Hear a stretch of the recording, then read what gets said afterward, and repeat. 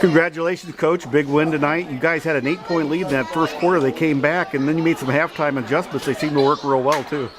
Yeah, I think we wore on them. We missed a lot of scoring opportunities in that first half. Even though it was one of our higher point totals on the season in the first half, we felt like we left 10 or 12 points out there easily with free throws and layups. But that gave us a lot of confidence going into the second half to know that they hit 5 threes on us, or 6, I think, in the first half, and we were still able to, even despite our offensive troubles, be right in the game. So I'm proud that didn't rattle us. Instead, it gave us some confidence going into the second half. You guys played real well defensively tonight, too. You guys were getting extra rebounds because you were fighting for them a little bit more tonight, it seemed like. Yeah, we had really good energy from start to finish from all 5 guys on the floor, and that's the number one thing that any coach can ask for.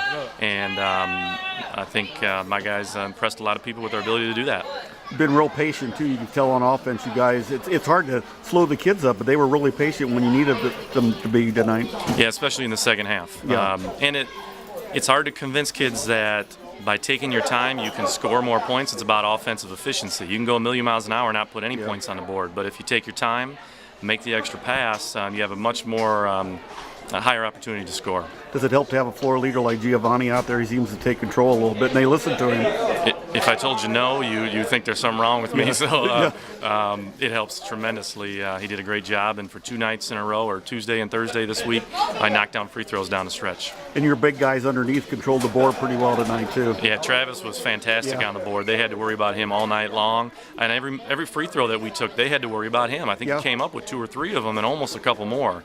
So he was a huge presence for us. He looked a little gimpy. Something happened in the first quarter. Was he all right after that? He's got a knee that's a little bit sore, his left knee. It didn't happen tonight. It's just been bothering him a little bit. So I'm trying to get some treatments in between. But he's a tough kid. It's going to take a lot to keep him out. You guys have been on a roll lately, too. It's got to feel pretty good. Yeah, that's 4 in a row. Freeport basketball hasn't won even 3 in a row in the last 3 years. And I think we're maybe 6 out of our last 7. 7 out of our last 8, something like that. But we've really got a nice run going, and we're just trying to get people excited. We know this town and this school needs something to get behind, and we would love for that to be our team. And you remain undefeated in our Stateline Challenge, and you guys have played really well in those games.